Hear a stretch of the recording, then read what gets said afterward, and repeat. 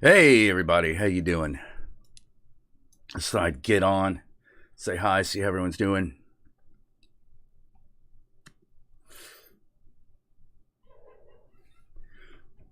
I think I got the camera set up right. I mean, remember like last night it was all like wiggling all over the place. Now watch this. Nice and steady. Nice and steady. You know, a little push ain't gonna do anything. That is good shit, let me tell you. That is good shit.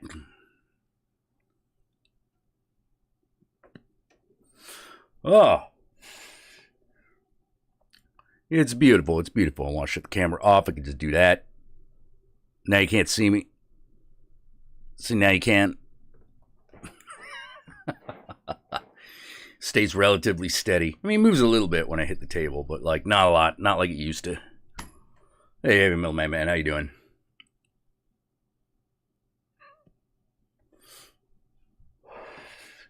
How you doing, scolded egg? Never torture.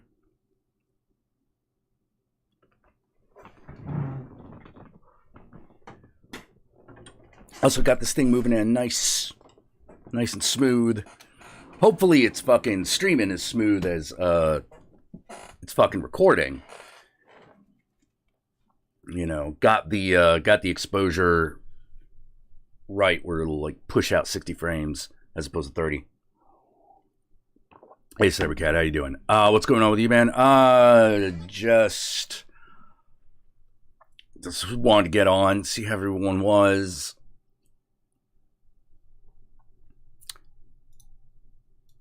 You know, check out the apparatus. Get ready for Thursday. Oof.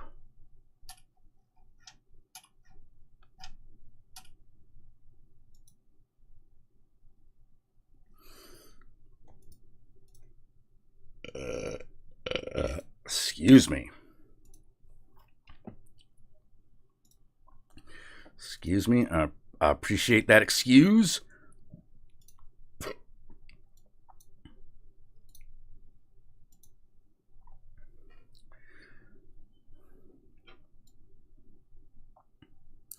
What a day, what a day, what a day.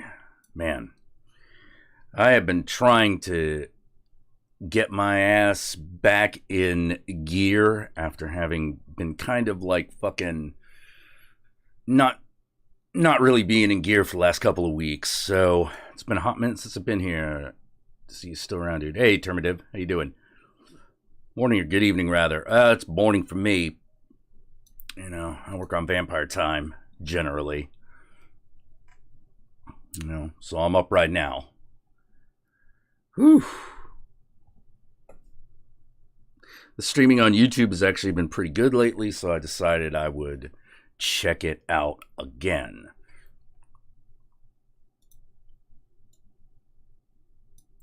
You know, because I like Twitch. I like Twitch's policies a lot better. The problem is that I have 19,000 subscribers on fucking YouTube, so a fucking stream here is going to draw a bigger crowd because I only got like 4,000 followers on Twitch.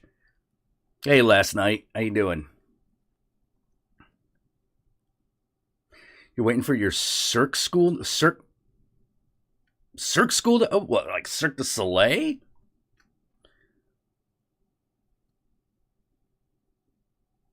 Well, you do circus arts or something?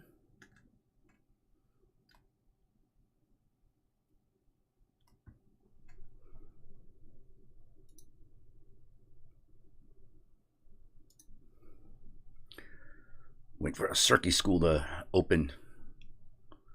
Time for circus school. Now say it with me, I love circus. You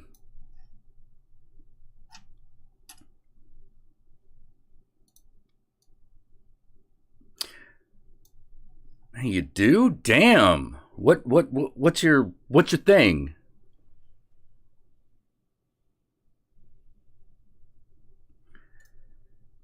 You know, what's your what's your art? What's your preferred performance?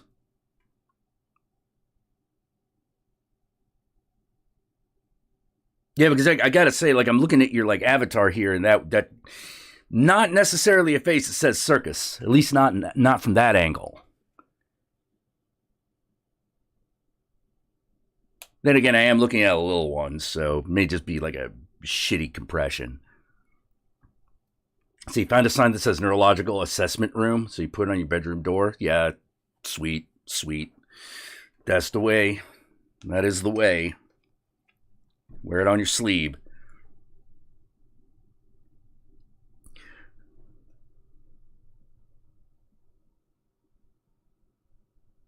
Hey, Baron Smitty. Hey, Johnny Smith. How you doing? Aerial skills. Cybercat, you do aerial skills? Damn. Okay. Like, at what level are you at? Like, purely amateur, or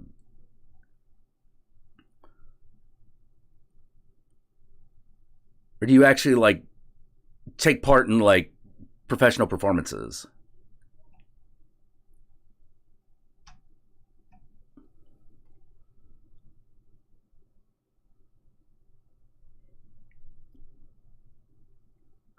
See, Johnny Smith says, as a child, my mother refused to take me to a circus. Thought they were cruel to animals. Man, here's the thing. Here's the thing about that. I tell you, I want to be. All right, let's be positive. Nah, it's bullshit. It's fucking crazy. Second of all, yeah, sometimes animals are mistreated. But here's the thing.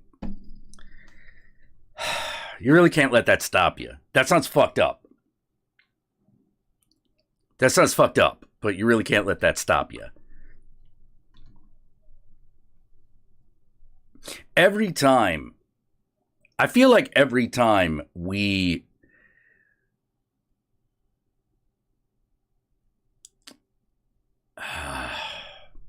no, not every time, but fuck.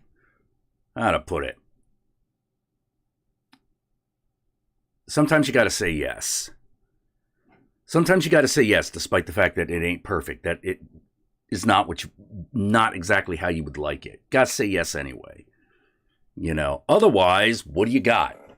You know, you just sitting in your room by yourself doing nothing. You know, because nothing is fucking. None of that shit's perfect, and it never will be.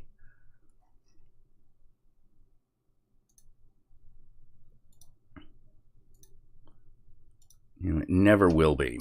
What the fuck? Hold on. Chat in the here we go. There we go. Live chat. Why the fuck? Top chat. I don't want top chat. No, fucking give me live chat. Always, all the time. Like, Jesus fucking Christ, program. Why do we even have that other one? You know, top chats. Like, look, when it's going by so fast I can't read it, then fine, top chats. But Jesus fucking Christ. We ain't there yet.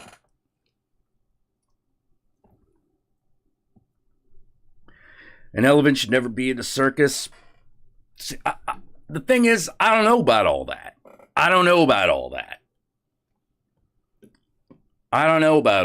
What you gonna do? You know, like, there is something about it's the look-see show. People do want to see shit. Wait, what? The video looks mirrored?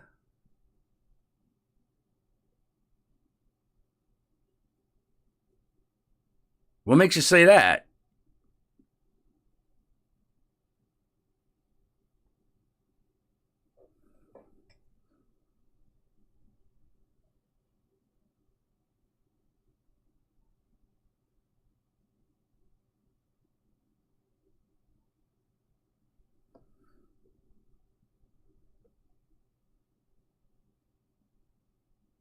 It is. I just wanted to know how you knew.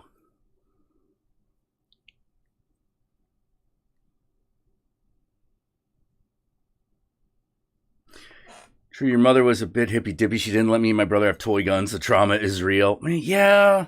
Well, like, here's the thing. Here's the thing about, like, fucking toy guns. Turns out, what's the big problem with toy guns? Cops shoot you.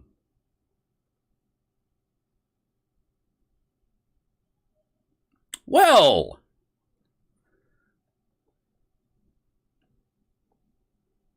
All right, bed's on the other side of the room. All right, well, it is flipped. Camera is upside down. I mean, you know, let's see. I probably could, like, fucking do it both ways. Flip vertically. Audio device. Fucking kiss my ass.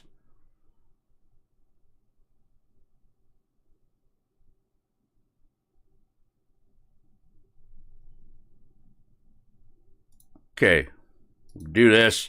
Let's get some filters. Grayscale, dramatic, flash, inverted. Shall say none. All right. Transform. Flip horizontal. There we go. Does that seem better? Does that look more natural to you? What you used to?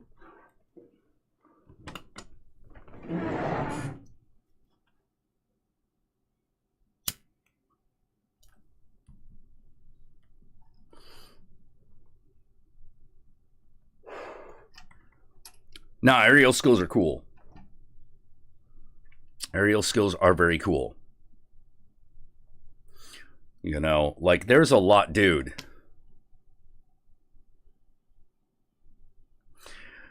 Like, I'm looking at going into merchandising. I know there's going to be fucking sweatshop labor somewhere along that fucking line that I got no idea where it is. No idea. That's true for everybody. You know, it's one of the big problems of capitalism. You know, it's like, well, I don't know. Maybe the guy that I hired to do the thing that I wanted him to do is gonna fucking, you know, do something shady. I got control of that. You know, I only have control of that after the fact. I before I know, I don't know. You know, that's one of the things that's scary. You know, because you want to do things right. Like, my favorite, oh God, like, during the 90s, it's changed. It's changed, thankfully. But, like, back in the late 90s, or, like, no, fuck it, all the way up to, like, 2010. If you wanted to do printing, you did not want to have it done in the States. You did not want it done in the States. It was too expensive, too slow, and too low quality. You know, the devil's trifecta.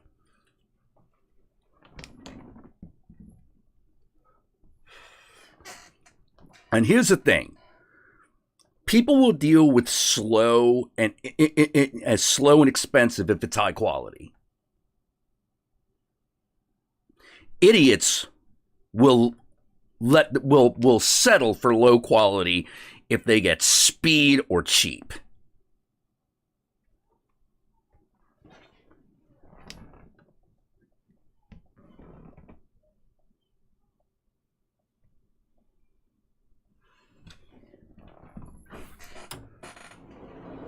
You know, like, and that was a big deal.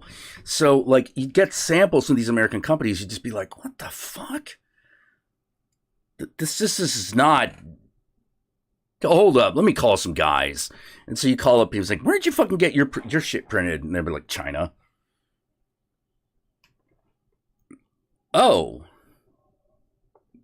How about you? China, Thailand, China. Well, this is all good stuff. Like, how much did it cost? It's like half the cost. Twice the quality, half the cost. And so I was like, yeah, everyone was like, oh my God, you should really hire American. And I'm like, no, because I need to sell something. I need to sell something. I'm not putting out the crap that I got back from the American printers. Now, granted, this is back in 2010. So, like, it's changed. It has changed. American printing has changed. Thankfully. Good God, they were just getting clobbered. Because they were all being fucking lazy. They're all being fucking lazy. They're all, like, using, like, these really fucking... Oh, my God, they're using, like, these old fucking printers from, like, the last century. And I'm just like, dude...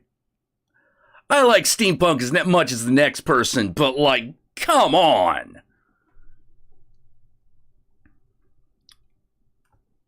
You know, come the fuck on. Just because we're writing something about steampunk doesn't mean we need it done on old machines. Like, fucking, give me a break. I'm paying a premium for this?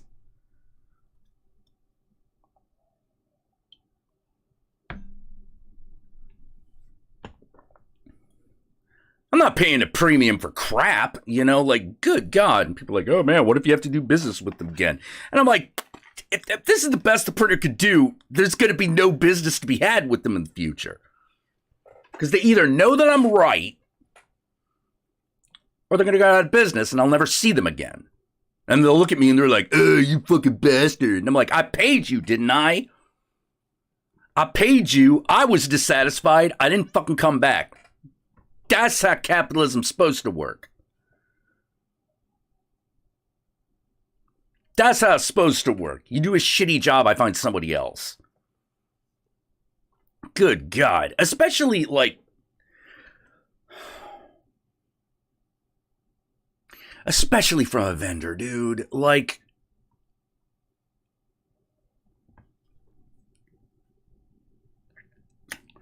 If you're a vendor, I have given you money to to do a job. You know, I've given you money to do a job. You know. But quality's got to be the bottom line. It just has to. Otherwise, what do you got? Bullshit is what you've got. You know, like... Every time I get a book and like the binding's not right, or the type is fuzzy, or the fucking it's off center. I'm like, all right, who printed this? And I put them on a list of don't call.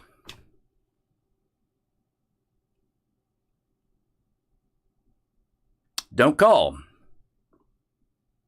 Because at the end of the day, I'm not saying you're not allowed to make mistakes. Oh, you can make mistakes. You just can't deliver that to the customer.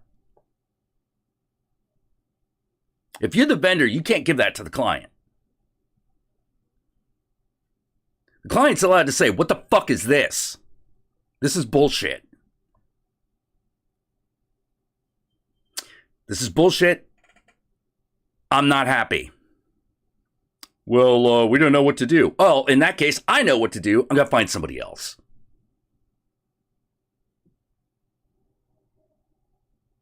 Yeah, in Thailand, you can't throw a rock and not wind up hitting a print shop or a coffee shop. Yeah. A lot of print shops in Thailand. A lot of good ones. You know, one of the biggest problems with Thailand print shops actually was volume. Like, if you needed high volume, you wanted to go to China. You know, but that was just that's like a matter of like, the quality was the same as what I'm saying. It was just that there weren't that many printers in Thailand that like would do like tens of thousands of copies in a reasonable amount of time. You know, they'd be like, this is going to take us like 6 months. And you're like, oh, well, you can't do the job then. Shit. You know?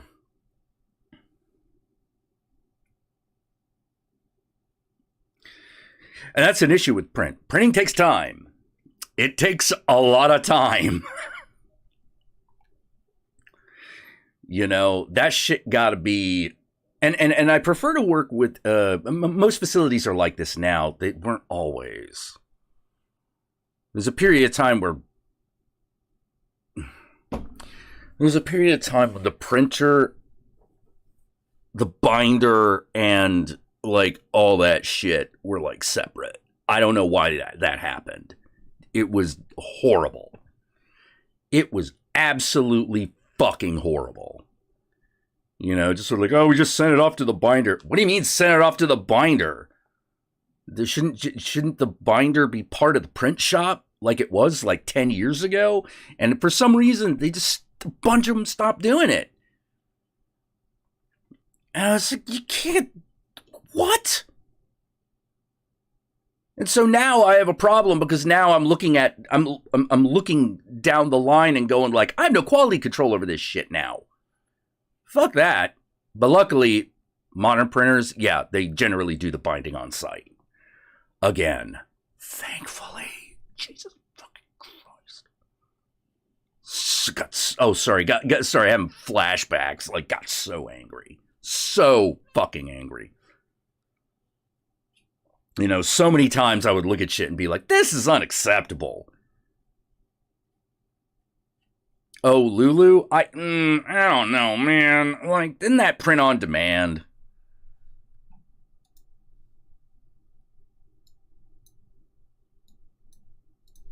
I'm not sure I like print on demand. I was part of that early fucking, like, print on demand, those early print on demand days, and so I still got a bad taste.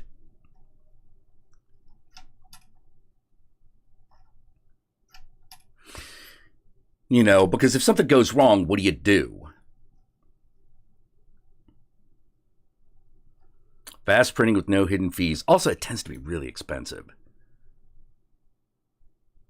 You know, the unit price tends to be bad.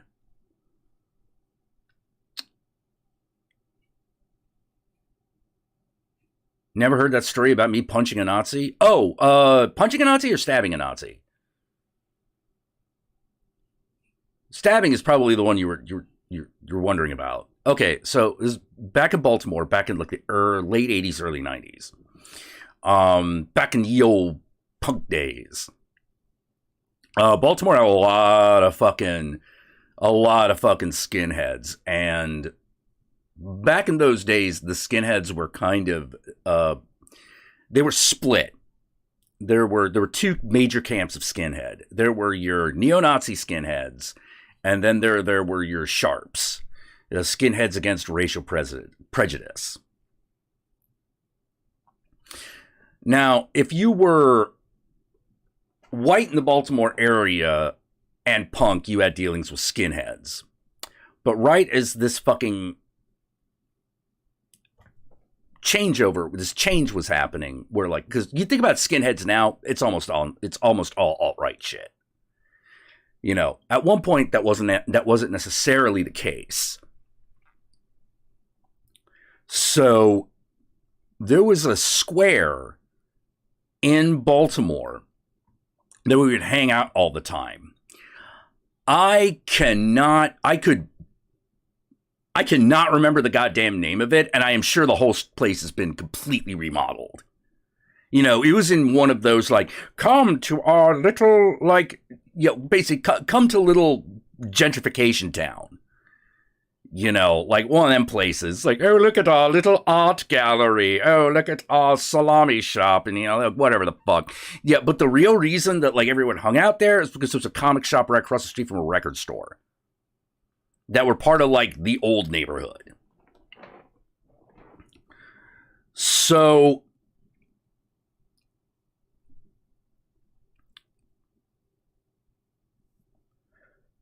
oh, the book about Jean Rollin that was nothing but a bunch of Wikipedia articles. Oh god, that sounds like oh god, yeah, no, I fucking no, sorry, that pains me hearing about shitty binding. Pains me. You know, like, that's one of the reasons I don't want to, like, that's one of the reasons I'm not, someone would have to prove to me that a print-on-demand service would fucking come through, because otherwise I'm going to turn to Gordon Ramsay over it. You know, like, I will start yelling at somebody. It's like, what the fuck is this? Well, it's what you paid for. No, it's not. Did you think this was fucking acceptable? You think my customers think that this is acceptable? You think they fucking care? Yeah, anyway, back to Baltimore. We got a little off track there. Yeah, comic book shop across the street from Rexto. And that's why all the kids were there. I don't know how else to fucking put it. You know, we were too young to like go to the real clubs unless someone like, you know, fucking just let us in, you know. So what do? Well, there were two places to hang out. You either hung out like in a plaza or in a mall. And if you got tired of the mall, you hung out on one of these streets. So, and this was the most common one. The funny thing is I can't even remember the name of the comic shop anymore. It wasn't Floating World. That's in Portland. It was Alternative Planet. It was something like that. It had some weird. It might have actually just been Planet Comics. Anyway, we're hanging out there. There was this girl named Andrea who was a skinhead chick, but hadn't fully committed to the look because she was still in high school and like had rich parents and shit. There were a bunch of like, you know, regular haired punks and then a bunch of suburban trash. I was suburban trash. So we're hanging out there, and all of a sudden, the dudes, you know, the dudes with the combat boots and the bomber jackets, like, fucking show up. And they just start, and they're just, like, milling around, you know, and it's like, okay, there's one skinhead over there. Wait, now there's 3. Wait, now there's 5 guys. What the fuck? You know, it's like everyone's just hanging out, like smoking cigarettes and shit, you know, but like all of a sudden you start noticing there are more and more skinheads. And there's like this kind of like, there's this percentage of skinheads where it starts to get tense because you're like, oh shit, something's going to happen.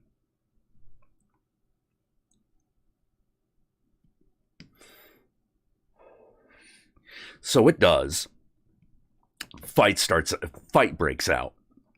At those days, I was walking around with a letter opener because I didn't have a real knife.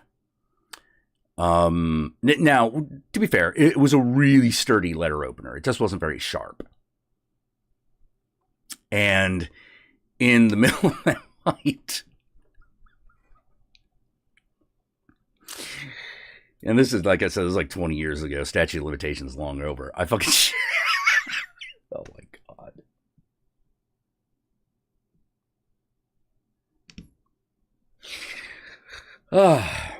Had my shitty, like it was blade was about like yay long, you know. I had it in my belt, you know, had a big long coat over it so no one could see it. And during that, I just fucking, you know, stuck it in the dude. And then ran. And then I fucking ran, you know, I ran to like this bizarre little like corner store. Like it was like, I think it was like a dollar store or something, but it was a shop that I knew no one would find me in. Because I knew the secret way into like their attic. And so I like fucking ran up there and just like hid for a good hour. And that's pretty much the story. That's pretty much it.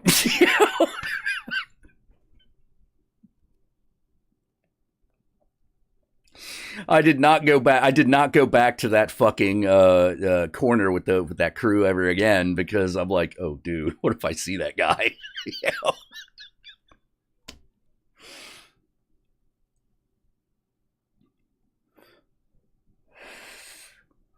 You know, so that's the story. That, you know, that's about all there is to that one.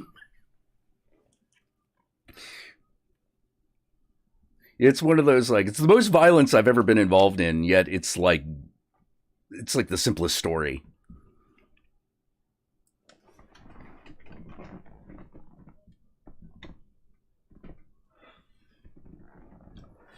Well, unless you count, I mean, the only time I've ever had a gun pulled out on me is from a cop. Not as far as I know. Guns did not come out as far as I know. There was no shot. It was mainly punching and knifing and like that kind of jazz.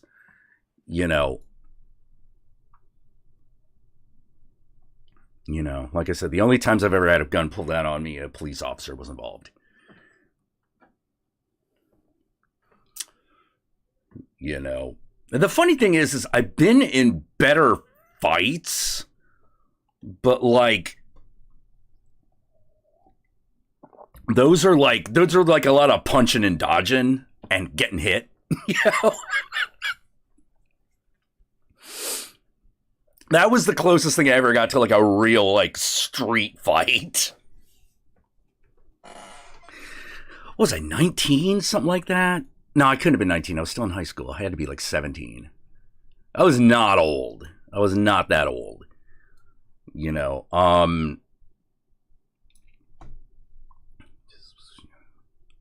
because by 19 I had my own car, and one of the problems that I had getting out of that situation was I had to call a friend to come pick me up because the other friends had gone. Like the ride who drove me there and just like fucking take it off. And so I was like, hey man.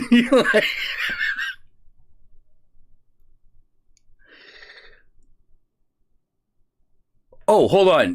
Let me check it out. Big Planet Comics. That sounds familiar. Big Planet Comics. Okay. I wonder if I'll even recognize it. Curbside pickup info, online store, events, about us. No, this does not look like it. This does not look like it.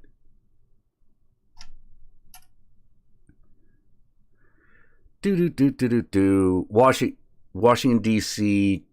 Oh, wait. College Park?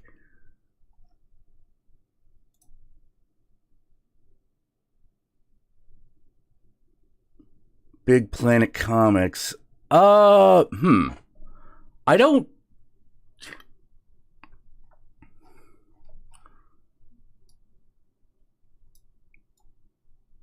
Well, here's the thing.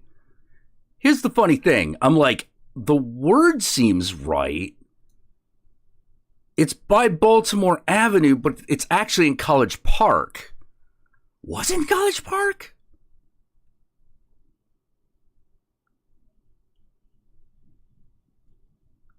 Jesus Christ. This is what happens when remembering something for like 30 years ago.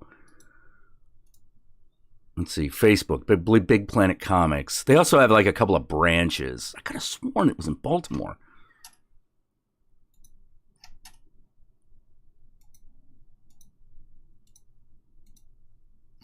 Oh, maybe I've been wrong. Maybe I've been wrong this entire time. Maybe it was in College Park.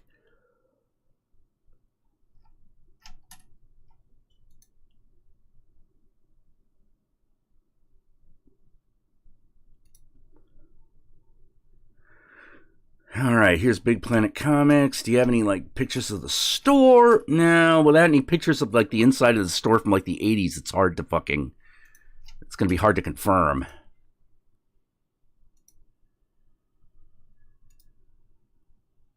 I remember it had this fucking like little staircase. It was like... There was like a staircase, the little staircase that went up to the front door, but then again, they could have gotten rid of it. PlanetComics.com.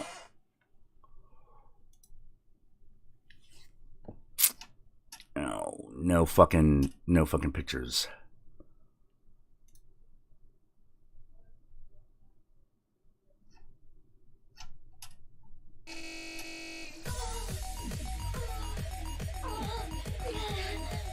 Oh. Get here so I can join you. Yeah, sure, Horrorheim. Just give me a minute. Oh, you know what? I went there with the Countess like way back in the day. Let me ask her real quick.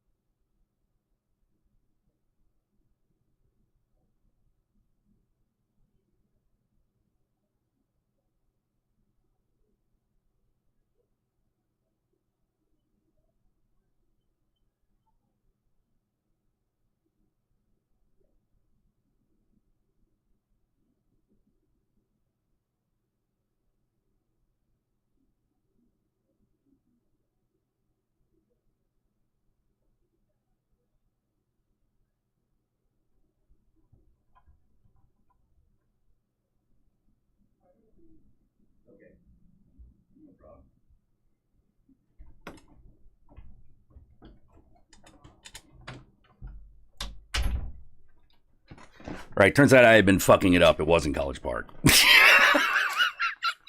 the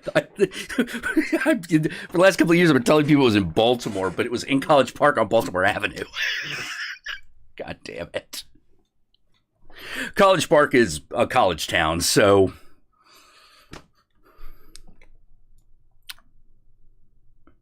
I guess that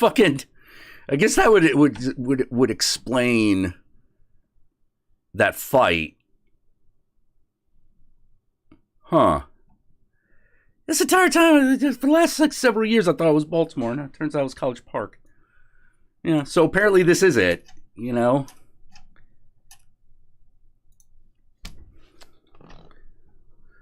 Because I forgot, like, one of the ways we get here is through public transportation, and Baltimore's public transportation was non-existent.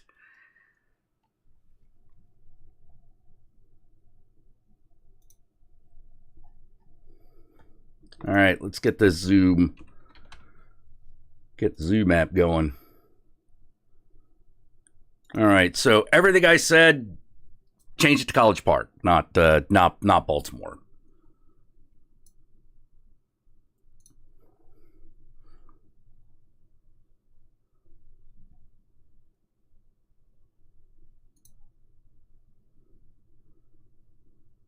You know, it's kind of funny because I find myself going like, yeah, there were an awful lot of white people. That probably should have been my first clue.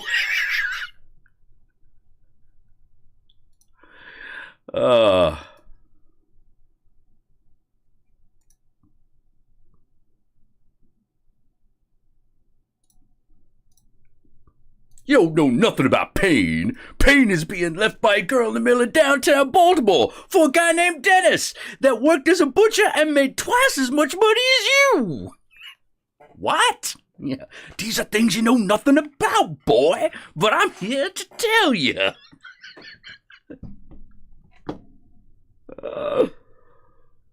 Yeah, so apparently you have to lower the Baltimore Nazi stabbing statistics by 1. Yeah, that turns out it's College Park. Oh my fucking god.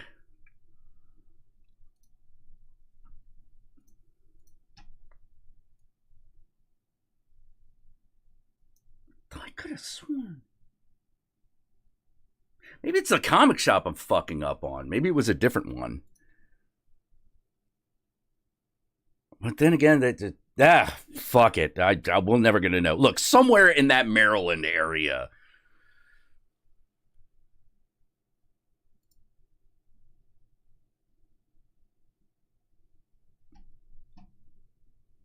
Could have sworn I got there by bus, though.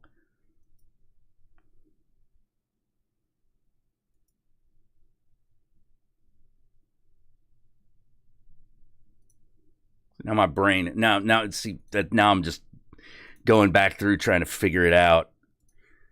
Chat's moved on. Everyone else has moved on.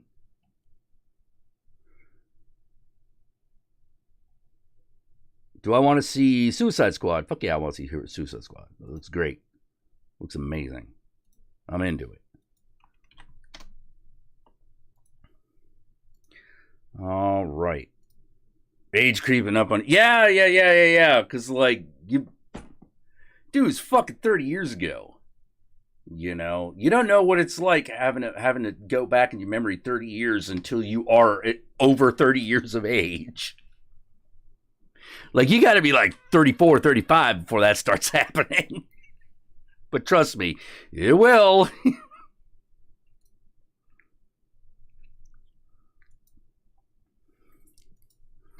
You're like, no, my memory is always going to be as sharp as ever. Wrong. Wrong. So wrong.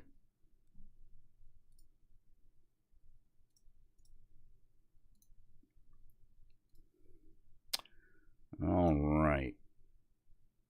What Hello? Hey, how you doing? I am doing. Okay, I need to explain this. So I'm. you're coming in from Denmark. I am. Can you hear me over Oh there? yeah, we can hear. I can hear you. I can hear you loud and clear. I'm just Okay, making good. fun of Denmark. That's all. You know, Well, you are allowed to because I'm fucking pissed at my country. What happened? Well, first I got a girlfriend. How is that the country's fault? Let me explain, okay? Oh, okay. She is Chinese. Okay. Oh, okay. All right. She studies in Denmark in 2 years, and my parents thought it was a good idea, even though we just recently get together, to tell me that one day I have to think about the Danish laws of getting a foreigner over to Denmark when you are in a relationship with them. What? Okay. Yeah, the Danish laws to get, I don't know what the English name is, if you are married, for example, like get them over to your country and that. Because I'm not going to China. I will not survive. They will kill me. No, not really. Imprison me. No, not really. What are you planning on doing over there? Being Danish. They're not going to give a shit. Anyway, They will not give a shit.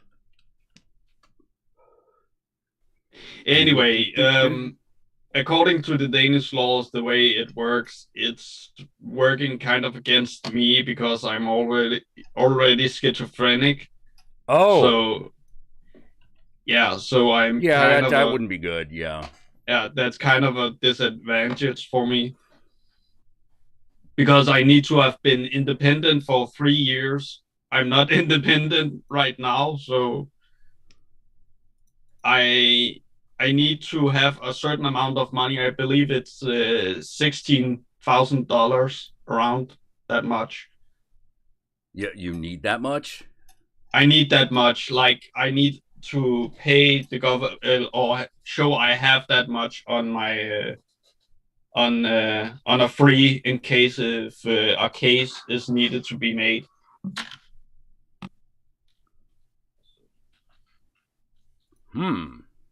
Yeah, I need to be living in a list of special streets, which I don't. I live by my parents, so I don't have a house. Well, yeah, all that is definitely like not great. Yeah.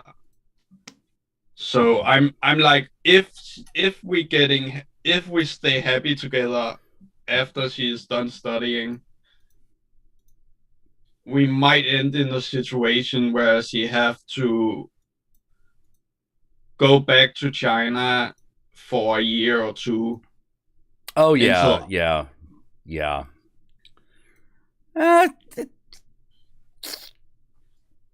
Focus on the relationship part. Yeah, everything, like focus on the relationship part. Like everything else will either happen or it won't. Yeah, I try. So anyway, she has begun to learn me really well. She knows I'm really bad at remember stuff. Oh man, so you're dating again. That's good. Yeah. That's So good. It's change. yeah. What else has been going on? Well, I celebrated my birthday like in this weekend. I did so with friends. How old are you now? 26. 26. Oh, okay. That's still pretty. Yeah. Still very Yeah. young. Well, it's funny you say pretty young because I'm starting to feel like I'm beginning to be middle age. Not like I'm thinking of myself like that, but I can feel it in the body. Yeah. Well, that's what happens when you're 20, when you're in your late 20s. Yeah. You So know, that's what happens in your late 20s. You start to feel middle aged, and then when you get to about 30, you start feeling like you're in your mid 20s again. And then when you're 40, you feel like you're 30, but you don't give a shit. Like you're just like, oh fuck this, don't care. What am I wasting my time on all this bullshit for? I don't give a crap. Yeah. and when you start hitting the 80s, you're just like, oh fuck this, I just want to I'm enjoy just life. out. Just fucking check out. I have no idea. I'll let you know when I get there.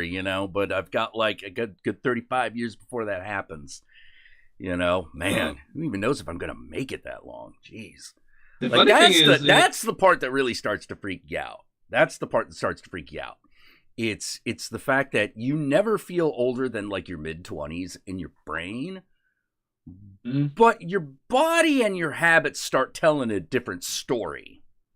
yeah. And that's the annoying part, because you're just sort of like, you never stop being that 25-year-old ever. Yeah, but the funny thing is that age I am in now, that is the age where you're like, oh, shall we go out and drink? Where you're like, I don't want to go out and drink. If I drink, I drink home. Like, that's practical. Yeah. You might be time to start. When you're in your late 20s, you tend to like slow down a bit. When you get to your early 30s, you start to get more adventurous again. Because you've been wearing your, like, when you're in your 20s, you've been wearing yourself out, try to accomplish everything you're gonna fucking try to accomplish in life. Yeah. And by the time you get to your 30s, you're just like, who fucking has their shit together in their 20s? And the answer is nobody. Nobody. And if someone says that they do, then there is an aspect of their life that is in complete shambles. I have met old man, like I think he was in his 90s. Yeah. Like, yeah. He told me that when you get this old as me, you learn that you know nothing. Oh yeah, I believe it. Like, I'm already middle-aged and I'm already like, oh man, I had no idea what was going on there.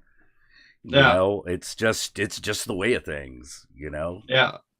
And the funny thing is, my sister was with me and she asked, why do you learn that? And he said, because everything you knew when you were 20 is gone. Is gone. Yeah, exactly. Yeah, it's absolutely fucking gone. And I know that's something that's true for me, even though there are things from my 20s that I keep trying to bring back. But, like, I know there's a reason that's not working. I know there's a reason it's not working, which is times ain't right. The times ain't right, and the old times ain't never going to come back. So I got to figure out, like, how to bring something from those days into the present. And that's the hard part. That's difficult. Yeah. A lot of people give up. A lot of people give up on that shit, but the more I see people give up, the more I am convinced that that what you really need to do is change what you're doing. Yeah. Change how you're doing it. Yeah. I believe that. Yeah.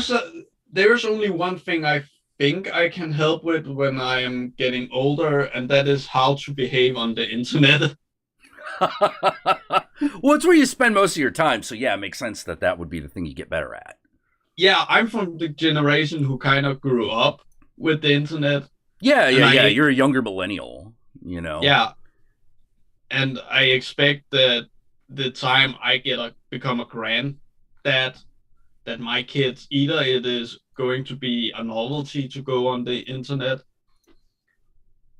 or it's going to be a rare thing you actually do. I'm never quite fucking sure. I've given up trying to predict the exact things that will happen, because there are a lot of fundamental things about humanity that just don't change. The struggle between the right wing and the left wing is always going to be there. Like that will always be there. It will be an ever-present struggle throughout your entire life. You know, so just get used to it. I'm not saying don't fight it. I'm just saying, you know, you have to accept that it's one of those things where, you know, when you're playing a game and you hate the game, but you're like, oh, but I guess we're playing Monopoly right now. Mm. You know, A shitty game who never ends. Yeah, never a shitty ends. game that never ends. You know, like it's... Just make it end. I know. To say, oh, fucking, just give me a 6, you fucking die and fucking stick your ass. You know? But anyway, yeah. So there's stuff like that, but you always have to accept the position that you're in, and you always have to have your eyes wide open, you know, and be open to the idea that you just have been fucking up everything for years and years and years. You've been doing it wrong. I don't know. We've all got something like that. We all got something that we've been doing wrong our entire lives. And to the point where we think that it can't be changed. But most of the case it can. Most of the time it can.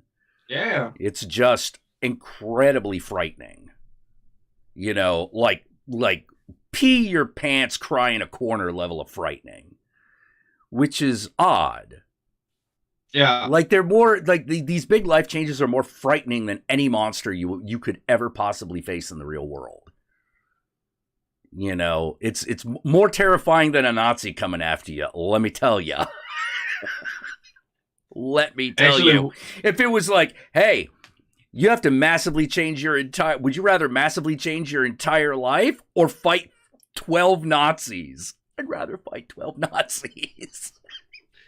Actually, when we are talking about the death of Nazis, I saw a Danish documentary that talked about why there were so many people who supported Nazis in Germany, but later turned around before the war broke out. Yeah. Like why that is. And when you hear it like that, it's like, oh, Nazi sounds kind of, you know, reasonable people and all that. Oh, wait, where's the catch? Oh, here it comes. Oh, there it is. Yeah, the other shoe drops. Yeah. It's like, wow, these politics, like many of them we have today in a lot of countries, like everybody should afford a car and people are worth what they earn, like worth what they work, and we should celebrate families because they are hardworking people who support the nation. And it all sounds real good till that other shoe drops. Yeah. Like homosexual, we don't have room for homosexual. Why? Because they cannot create families, and we have no room for handicapped people. Why? Because they cannot work full time, and we have no. They're not worth as much. Yeah, and the problem is, and just on its face, it's got a huge problem, which is you never know the worth of a person ever. Yeah, you never know what they're worth.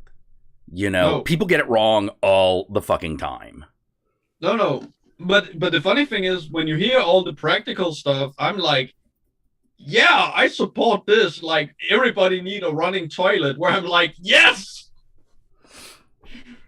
Yeah, but like, one of the problems is, one of the things about fascism, this is where it gets really weird and interesting, which is the only thing that it empowers people to do is exclude people.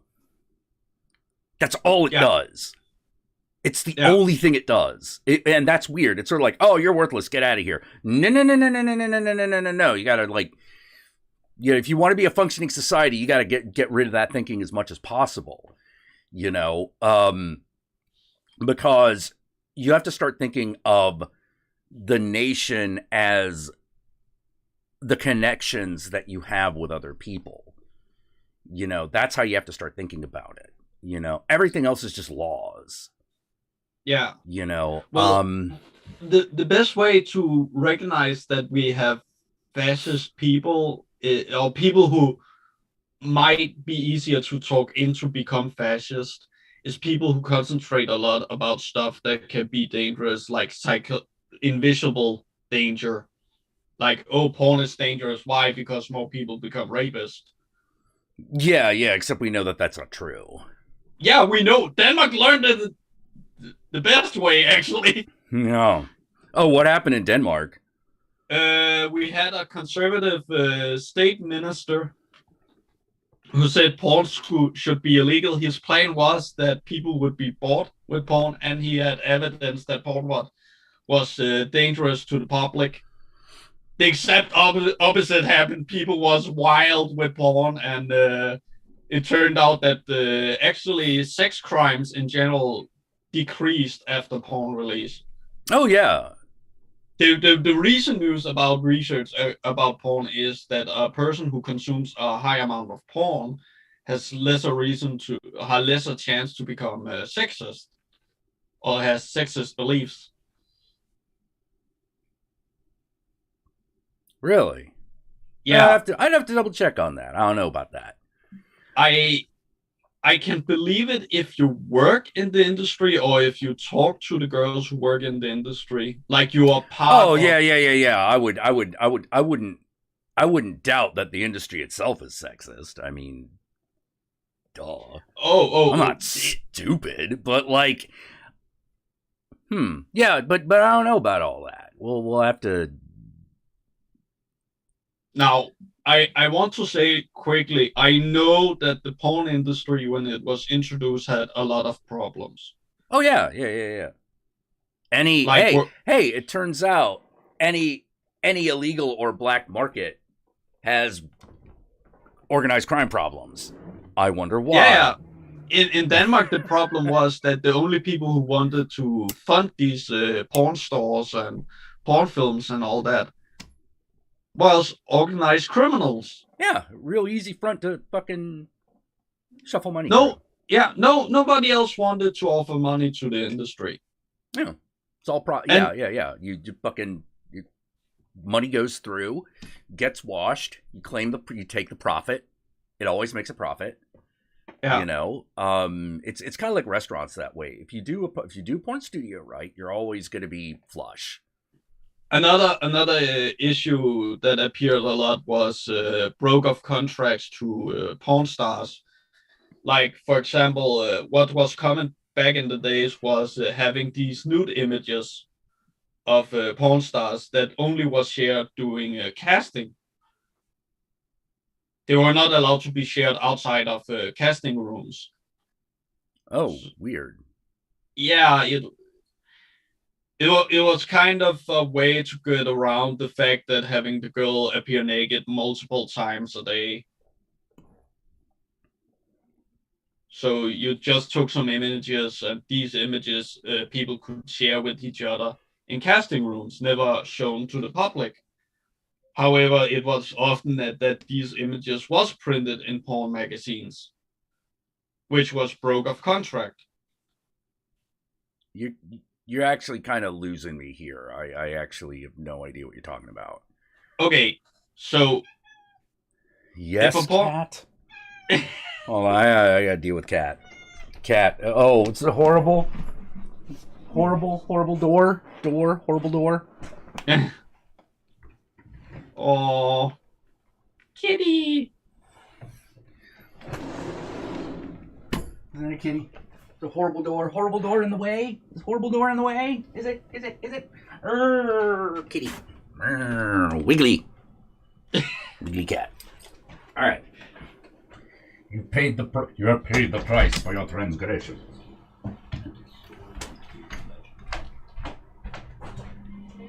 Hey.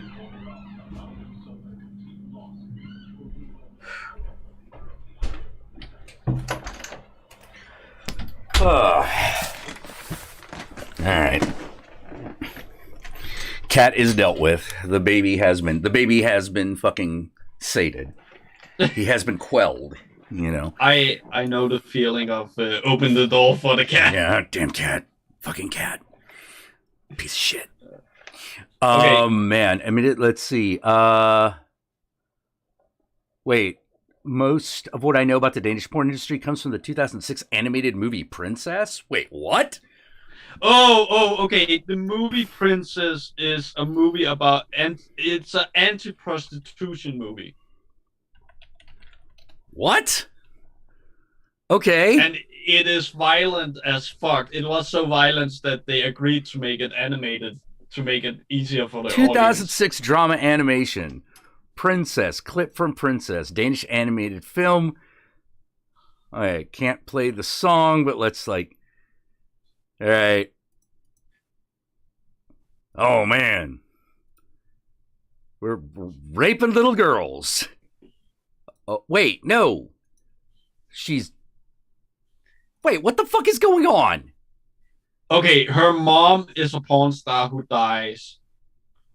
Okay, like I thought I knew where this was going, then all of a sudden like Jesus shows up and I'm like, "What?"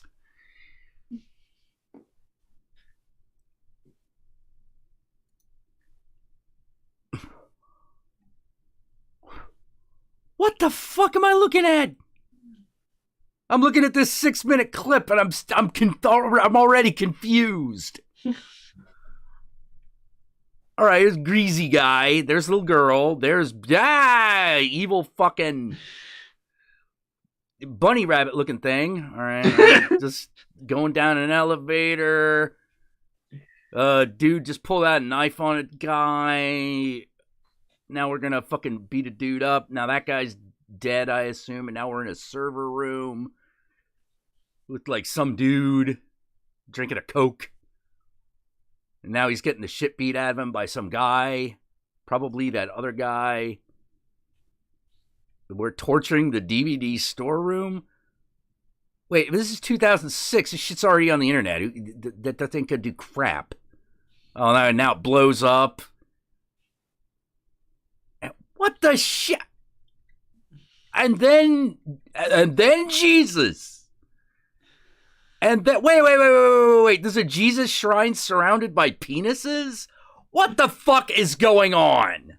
What the fuck is going on?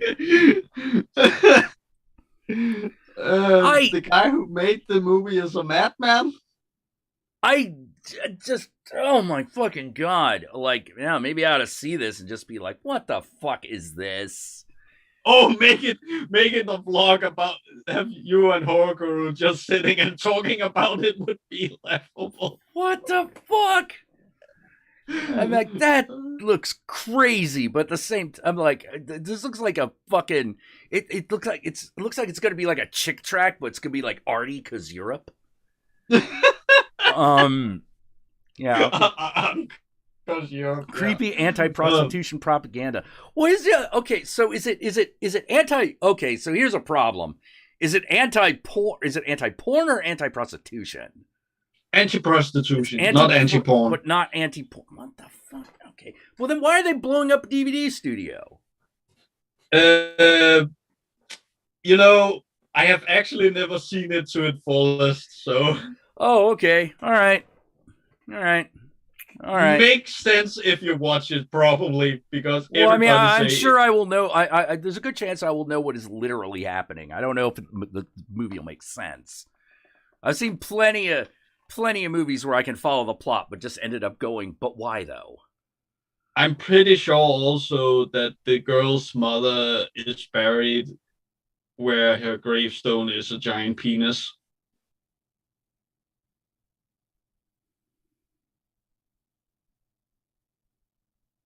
What, Jack? Oh, okay. All right. Whatever. Look, the guy who made it is a madman. Okay. Is he actually in an asylum at this point? No, his nickname is just the madman. Oh, okay. Like, people just expect him coming up with insane shit.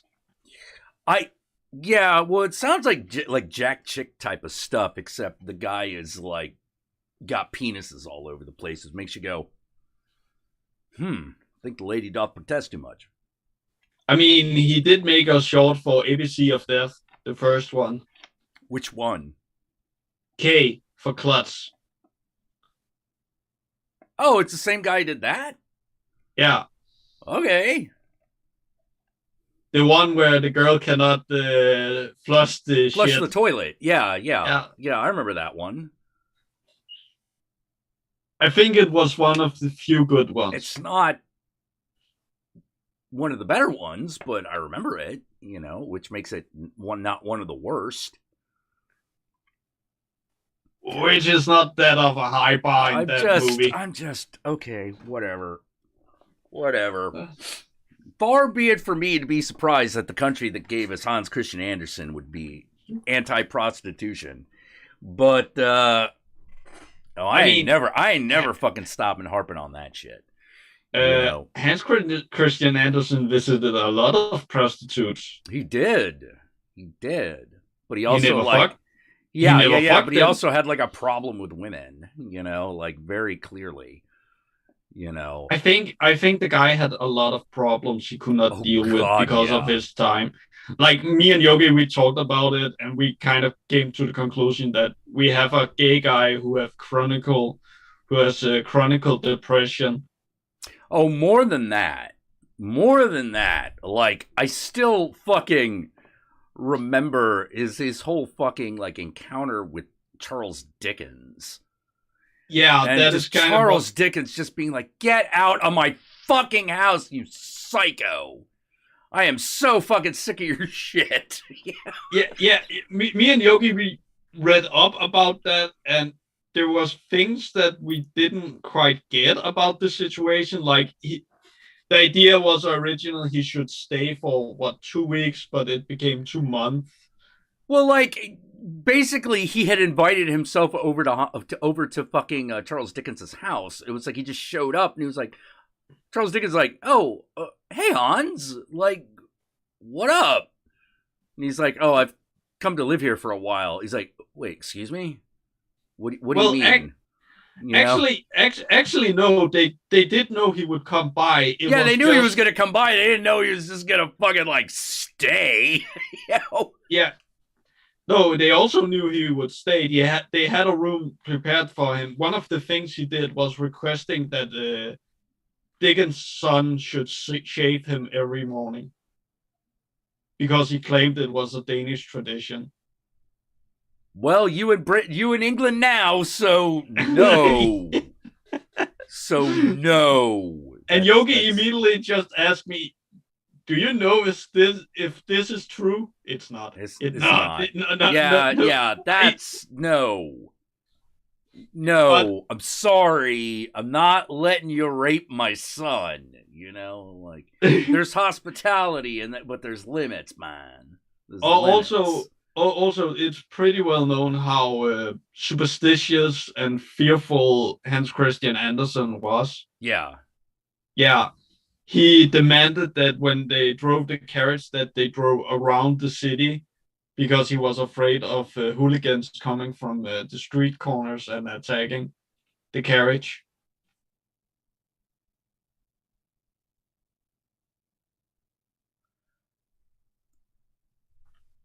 Okay. I'm just trying to imagine Charles Dickens. Like, the man did not suffer fools gladly. I'm just imagining him the entire time, just like fucking like steam coming out of his ears. Wow. Oh my god. Like, I am kind of like imagining like the movie of this, where it's just like a comedy of errors, where it's just like Charles Dickens going like, I got to get rid of this guy. Actually, I gotta get rid of this guy. Actually, I think it could be interesting to see a movie based on Charles Dickens and Hans Christian Andersen time together. Yeah. Like what I would probably do is I would probably just depart from history at a certain point and then just flat out turn it into a murder mystery. Like Charles Dickens just kills Hans Christian Andersen. I would and then it's like running around with his body almost Weekend at Bernie's style. Oh yeah! Oh yes, hello! I am from Denmark. Like that's not a Danish accent, Charles. Shut the fuck up. We're in Britain. Nobody cares. I would make it a tragic comedy. We're trying. Well, I feel like it would have to. It would have to have a little bit of a downer ending. You know, because I'm Christian Andersen, right? You know, you gotta have a downer ending. One of the things Dickens complained about was that Hans Christian Andersen would sometimes just sit in the chair being sad, like melancholy, without knowing why. Well, he would throw himself in the middle of the fucking room, and then Charles Dickens would just be like, "Dude, do you mind? We're thinking of having dinner. Get the fuck off the floor." He had a fit in Charles Dickens Gardens because his book got a bad review. Yeah. So I had this one. Oh god, I had this really weird fucking, I can't remember. Yeah, it was this weird fucking idea for a movie that was based around the fact that Goya and Alphonse Mucha and Goya used to be roommates. They lived in a studio together, and I had this idea for this movie that was basically the joke is that they're the ones that accidentally kill Archduke Ferdinand. Like that's the joke. Like the joke is they accidentally start World War One. But the idea was that Goya is like as like crazy, like he's just complete crazy man, like madman. You know, like he's like storing dynamite under the floorboards. He's fucking, you know, because he's a big anarchist. You know, and he's he was like clinically depressed, and he like tried to commit. He's always trying to commit suicide, but like Mucha's always in the story. Mucha's always stopping him. And part of the joke is that all the furniture. You ever notice how all the furniture in a Mucha painting is like broken and weird? Yeah. Like the idea is that part of the joke is that each one of those items gets broken that way because of a fight that he and Goya had over whether or not Alphonse Mucha was going to let Goya fucking commit suicide. And he just keep breaking shit.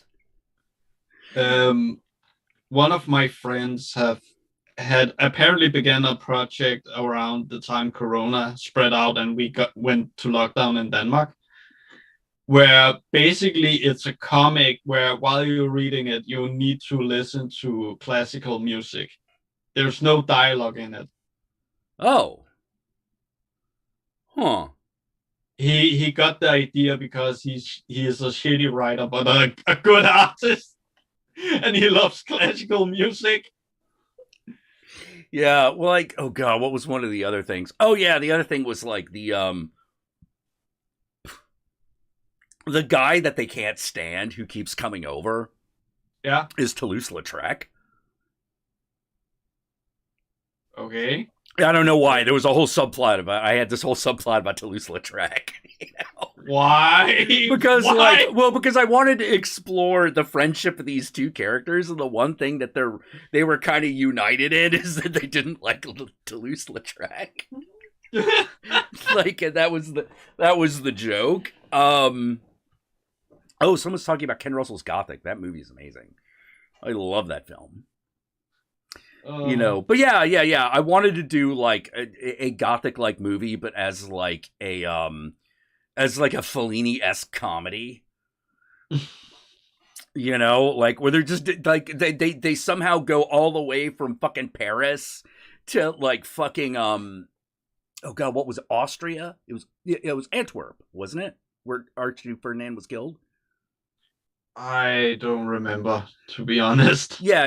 It was gonna be the whole thing was gonna be really fucky, and the idea was everyone was gonna be like, dude, this timeline does not work at all. This timeline does not work at all. I'm like, oh no, shut up. We're gonna make it work. We will make it work. We'll make it work. We are going to run into this wall until it breaks down. I don't care if it's made of iron. Well, yeah. Toulouse-Lautrec, like part of the idea was that in the movie Toulouse-Lautrec was constantly hitting on Sandra Bernhardt. And, and I was going to have a fictional relationship between Bernhardt and Mucha. Totally didn't happen, but like, for the sake of story, it does. And here's the other thing. Like, I don't know why I love the idea of, I'm enchanted with the idea of taking historical figures and doing Weekend at Bernie's with it. But like, part of the idea was like Toulouse-Lautrec was gonna die, and then they have to pretend that he's alive. Yeah, okay. I don't know why I like doing that. Like, I would do that with Abraham Lincoln if you give me a chance.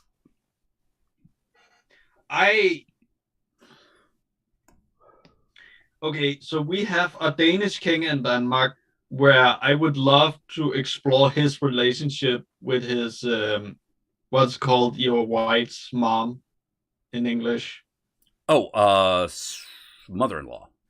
Yeah, mother-in-law. His relationship with his mother-in-law. Because that woman was so brilliant that the nobles hated her so much that they took her grave and used it as a piss stone. Oh, jeez. Oh, jeez. It's horrible. It's horrible, but I love it. She was so brilliant that the nobles hated her. He believed so much in his mother-in-law that even after his wife died, he kept listening to her. Huh. Interesting. Yeah. Interesting. Yeah. Hey, Lauren, how you doing? Like, but when you listen, when you start to hear about the history of the Danish royal family, like how the time changed and all that, I'm like, take all your fucking beliefs about how royal families work and throw it out the window. Yeah, you could always just Hamlet it. Just be Hamlet, Oh, what should I do? What should I do? What should I do? Actually, you know what I would do? I would like to do Hamlet, but do it like in the style of The Lion in Winter.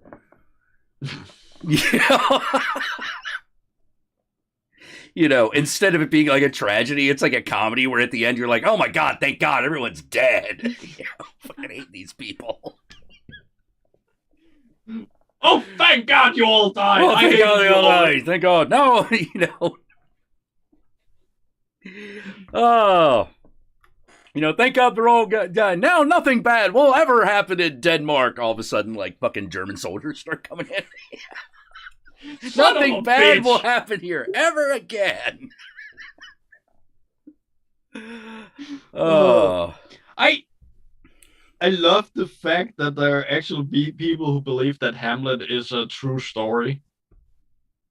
Well, yeah, like the thing it's weird. It's interesting. Like, I always wanted to know why he chose Denmark as the place for that story. Well, there's two reasons I have heard. One is back in the day, Denmark was a really popular place in Europe. Like, okay, so it's like it was like Paris or something. Yeah. So you just set things there. Yeah. Another reason is it is based on a historical record from Denmark, like historical recounts from Denmark. It's based on that. Right. I mean, right. If you actually look into it, what is Hamlet? All it is a royal political murder. Yeah, like yeah. You know, the uncle those. wanted to fucking be king, so he kills his brother-in-law, or Yeah, kills his brother. yeah, and Marries his wife. Yeah, and the son of that man he killed kill him. Like, Yeah, takes revenge. yeah, and ends up killing everybody. Story, everybody except Horatio. Yeah, that story is super common all over the world. Like, so, I mean, what is even more common, which shocks me, is father takes son's lover as a wife. Yeah, like that's Lion in Winter. Yeah, it's like, well, or at least part of it, you know. Yeah, but it's just like no morals. There's no point. No, fuck, of course not. These are royals, man. Royals don't have morals; they have etiquette. You know, like that's if that. You know. I'm not like oh no, how could people? It's like it's like why I was so like fucking pissed when like Trump was president, because it's like, oh, they're accusing Trump of this, they're of infidelity, and I'm like, we know that's true. Yeah, that's not like new. We know that happened. You know, it's like, oh, they're accusing him of like stealing all this money from the fucking Russian government. We know that happened. These facts are not in question. I think the most bullshit is, oh, we cannot punish him because he is not a president anymore. By that logic, you cannot punish a rapist because he says, "Oh, he's already raped." Yeah, like it's like fucking crazy. Well, it basically comes down to this: like the Republican Party has yet to configure itself. You know, they're in this really, really, really, really, really bad spot where what they are has been revealed. Yeah. You know, they are a fucking fascist movement within America that's trying to get rid of democracy. And they're a major political party. That's not good. You know, from what I see, and I don't see that much, so take it with a grain of salt, but it looks like the Republican Party is split, with one part who is a fascist group and another group who's like, oh God, who is these people we hang out with? Well, yes, and yeah, there's a bit of that. The real problem is this. Which is the Republican Party still has a pretty big foothold into the American electorate. Yeah. You know, a foothold they really should not have. You know, but they do. And the majority of that foothold is loyal to Donald Trump, even though he's no longer a politician. Yeah. And I'm like, what? But he's not going to lead you to victory. He's not even running.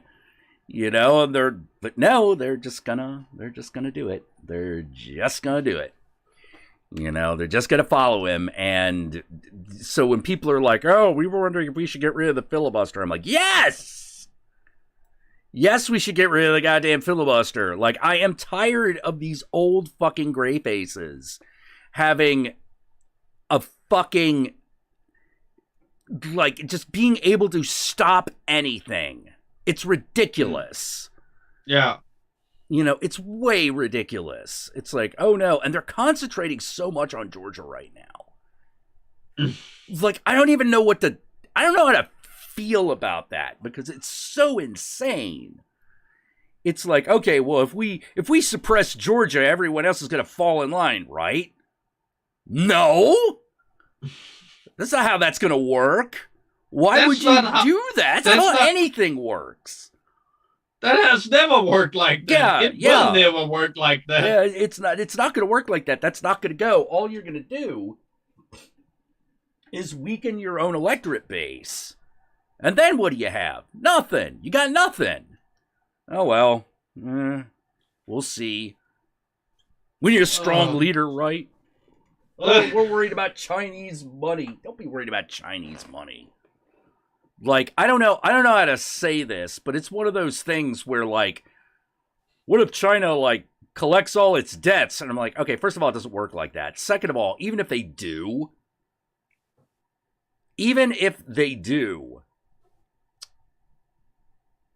you could just give them the money. Yeah. We could just pay them off. Given the amount of money that the American government can fucking raise if it just lets itself, like, it's not really a problem. I will refrain from telling. You're one syllable off. Wrong consonant at the beginning.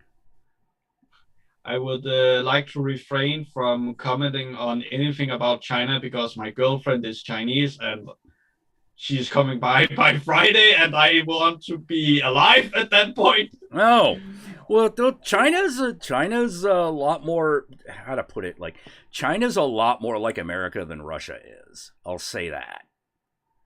It's weird. It's very weird. Yeah. The thing is, I could imagine that if the role was reversed, like if Chinese was the most common language and it was Chinese apps we used more, that America it totally could have been. Yeah, America would be this close-up country who doesn't allow the outside world to have so much contact. Oh yeah, no. America could totally go in the direction of China in the early part of the 20th century. It really could. It would not be good for us. It would be bad, but it could happen.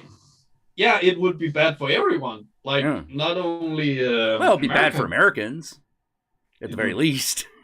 Yeah, it would be bad for Europe because we still rely on products from America and from China. We will make it if you both just shut yourself in like those shut-in nerds you are. No, here's how it's got to go. The trade line's got to reopen again because anyway, that's a whole fucking thing. That's a whole boring conversation about like world trade and economics and. But it basically comes down to this: America's got to get good again. Right now, if we were playing Overwatch on an international level, America'd be bronze. At best, bronze at best. So much bronze.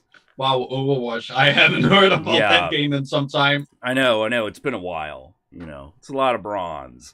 China right now is like. Europe is like in low silver and China's the one. Korea and China are the ones that are like getting the gold. Fucking Japan is like high silver, but it ain't cracking the gold anymore. Yeah. Well, yeah. Yeah. All right. By the way, are you opening up now doing this corona? Opening up the country again, like shutting down restrictions and all that? Yeah, it depends on what part of the country you're talking about. Okay. Like, the parts of the country that want to open by early summer are not. Okay. The parts of the country that don't think we should wait for summer and guarantee that we'll have to wait for autumn are. Like, that's the way that goes. So, in order to get in front of all that, they're trying to vaccinate as many people as fucking possible so that we can open in the middle of summer. you know, and they might actually do it. It might actually happen. Yeah. That will be great. That'll be fucking great. Yeah, that would be awesome for everyone. Yeah, Alberta is going back to step 1 of reopening. More concerned over the issue that Joe dismissed, the issue with the treatment of people of a certain group being put into camp. Wait, what? Oh, God, what are we talking about now? What are we complaining about Joe Biden? I don't give a shit. Like, what are we worried about? Like, what's going on? Are we talking about the border? Like, I'm good with dealing with the border and figuring out that shit, but like, can we wait after the corona and we just have a week? Yeah, especially considering that like the biggest vaccine rollout's going to be in the next couple of weeks. You know, so that's worth like, you know, that's clearly been the priority. That's clear. The virus has clearly been the priority, which, to be fair, was the right move. That was the right move because anything that was going to happen to the American people was going to happen 5 to 10 times as worse in the Mexican internment camps. Yeah. You know, so no, that actually was the correct move to deal with that first. I wish it was just as easy as just letting these people into the country, because if it was, like, that's what I think we should do. That's what I think we should do. But apparently, we still live in a democracy, and parts of that democracy disagree. So here we are. You know, like, oh, man. Lockdown Scotland's been long as fuck. Oh, yeah. Oh, boy. Yeah, UK is looking good for opening full in June. Yeah, although, well, I mean, like, I feel weird about the UK because I find myself asking a big question. Okay, we've had this coronavirus thing. What's that mean for that Brexit? Does that mean you're going to not do that? Because that seems like that'd be a good idea. No, oh no, Brexit is going through. Brexit's going through. Great. Awesome. Yeah, and the EU, the last thing I heard was the EU is not that fond of the UK. Because the UK broke a deal about vaccines. Woohoo! Yeah, they took all the vaccines for themselves. So, yep. Oh, so boy. The EU is like, well, fine, then we're not going to deal with you, and good luck finding anybody who wants. Yeah. Well, then you can't come into the rest of the European Union. No. Brexit, you're over there. You know, you could stand over there.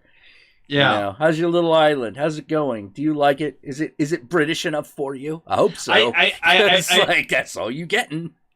I think my dad, he's correct that the problem is in the UK that there is so many people who believe that they are still the biggest colony owners, like imperial power. Oh yeah, and they are so clearly not. Yeah, so clearly not. You know. Yeah, how is India? Oh right. Yeah, Scotland voted 60% Remain, but fuck us. Yeah, I know, right? Like, I thought for sure it was going to be one of those. Well, fucking. It's one of those. Is Scotland a country or isn't it? And the answer seems to be only when fucking England says it is. You know, only when Parliament says it is, and it's sort of like, you'd be fucking kidding me. Like you're. That's got to be the most frustrating thing in the fucking world, where like your fortunes are directly tied to this fuck nugget called fucking England. Yeah. You know, or Great Britain, you know, or whatever. Like, I didn't know what the fucking thing is called anymore, you know. But, like, yeah, that place where that London is, I guess. And that fucking shit, I cannot imagine how frustrating that is. It's sort of like, well, how's our country doing? Well, Britain says we're doing great, so we're in the shitter. You know, Britain says there's nothing to worry about, so start worrying. You know, good fucking God. Britain says we're going through this fine, so England is going through it fine. Yeah. Maybe Wales. Britain is England? Oh, really? Well, there's kind of a Scotland that might have a disagreement with that. Oh, they don't matter. Oh. Scots is their own country, except when they are.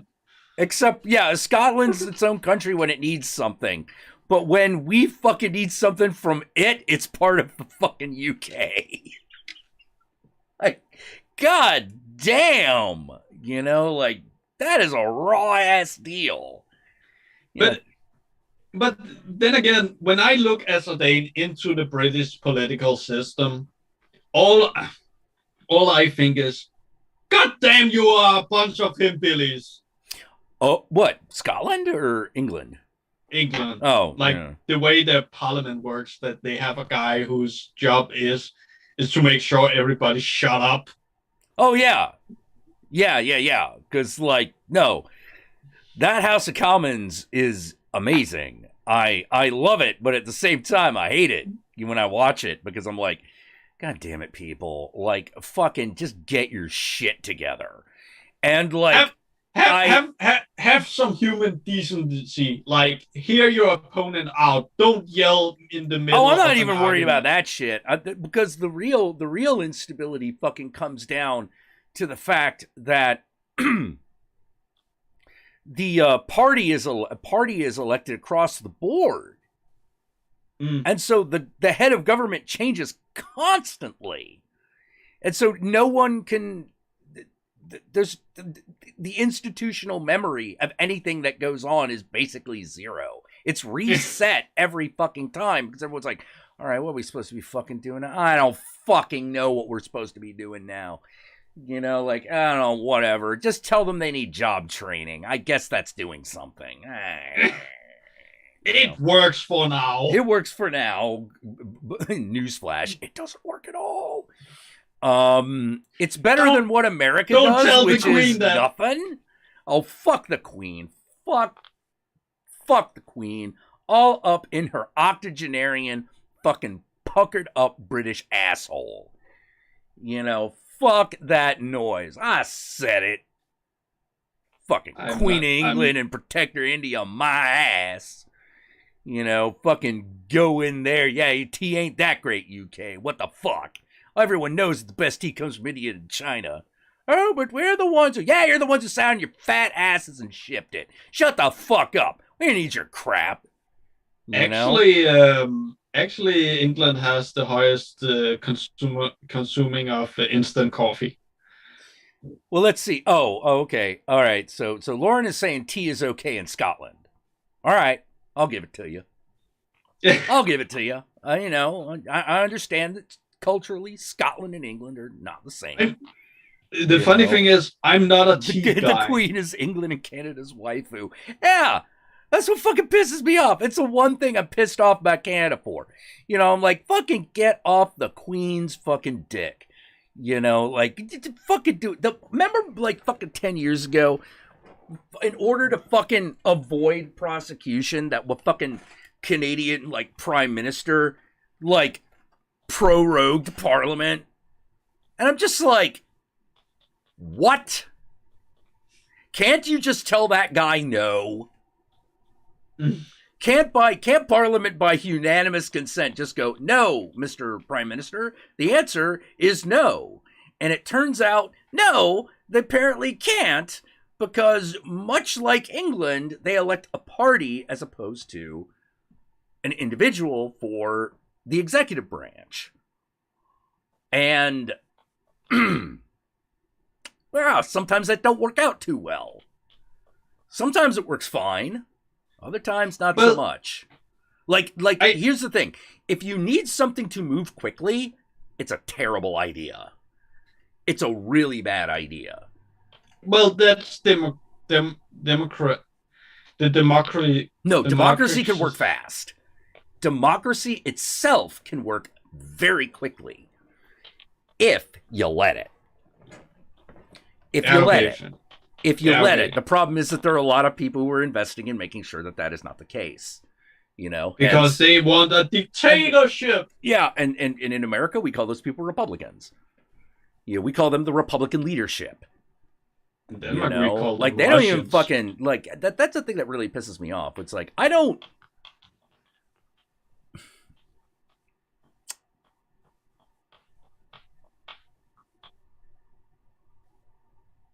If you're more right wing than the Democrats, then you're just a fucking fascist. I mean, like, for real. Yeah. For real. Like, the Democratic Party is about as right wing as I would ever care to go. You know, like, and probably significantly more right wing than I would want to be. But I have to say, all this time, like these last, 6 years, have been excited, like my own private 80s. A lot of shit happened, and we're going to look back at it with fond memories. I don't know. Okay. I don't know why, but my favorite, and I don't mean this literally. I mean this in like a sarcastic way. Like, I love this guy for all the wrong reasons. Gordon Brown, Prime Minister Gordon Brown, was so useless. like it was amazing. You know, like it was really amazing. You could see how the disappointment with the Gordon Brown fucking government directly led to the dominance of the Tory party and Prime Minister fucking Boris Johnson. It is Boris Johnson, right? I almost said Yeltsin. Boris Johnson. Boris fucking egghead piece of shit gets stuck on a zip line. Jack. Your head is turning red. I can see the smoke out of your ears. Oh my God, Gordon Brown. Yeah. Everyone's like, oh my God, Gordon Brown. Yeah, no, he was fucking useless. Like, it was amazing. Knew a guy who met him, called him a wanker. Good. See, that's the fucking. That's the Scottish spirit right there. You walk right up to the Prime Minister and go, fucking wanker. That's why I say that, like, Britain shouldn't be in charge anymore. It should be Scotland. I like, remember hang us in every pot. You know, come on. Wasn't there a voting right after if they should have a Brexit or not, if Scotland should be its own country or not? And England joined in the vote, even though that makes no sense. I don't know. Oh, let's see, Flashman. It's like, so he was UK Jimmy Carter. He's more like Harold Ford. He was more like UK Harold Ford. You know, which is people like, nobody liked him, but like, he was a bit like, he was like significantly less charismatic John Majors. And if you know who John Majors is, you just felt that in your gut. You're like, oh, ow, dude. Not low blow, not cool. Fucking John Majors. You know, like John Majors had no charisma, but at least you could look at him and be like, well, he's the Prime Minister. You know, he's exactly what an American thinks of when they think of a British Prime Minister. You know, like, not a scintillating personality, but politically canny. You know. Oh, Gordon Brown. I'm never gonna not laugh when I think of Gordon Brown. I want to know who has been the most hilarious, incompetent political leader in American history. Oh, the most hilariously incompetent? Yeah. Ooh. Fucking. Oh God, that's a hard call. That is a hard call. There are a lot of them. I imagine just somebody completely pathetic, incompetent guy. No, not no. Hold on. My favorite was Mayor Frank Jordan. Okay. Because I don't know how to describe Frank Jordan other than he declared oh god, it wasn't national. Okay, so this guy is the mayor of San Francisco, right? Yeah. He declares Baywatch Day. What? Yeah. And I'm like, dude, that's like Southern California, man. Why are we declaring Baywatch Day? Baywatch Day is about like Santa Monica. What? And those places like San Diego, Santa Monica, all those places like in LA. Even I know that sounds stupid. Yeah, but it was like San Francisco he declared Baywatch Day, and I'm just sitting there like, what? And it was like in like the fucking fall too. It was really weird. Let me see. San Francisco official Baywatch Day. Let's see if I can.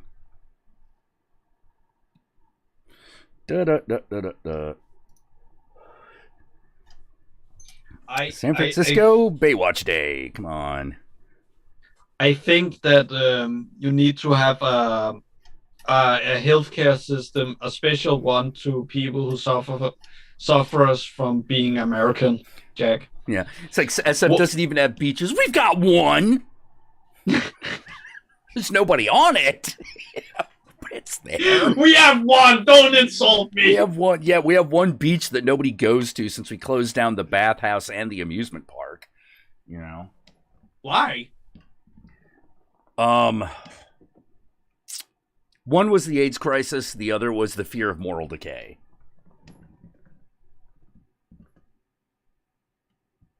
I feel like I lost some brain cells. Oh yeah.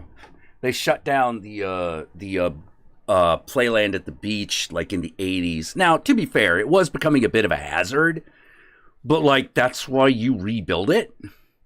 But no, they were just like, no, we're gonna tear it down and replace it with fucking rich housing. What? That now, yeah.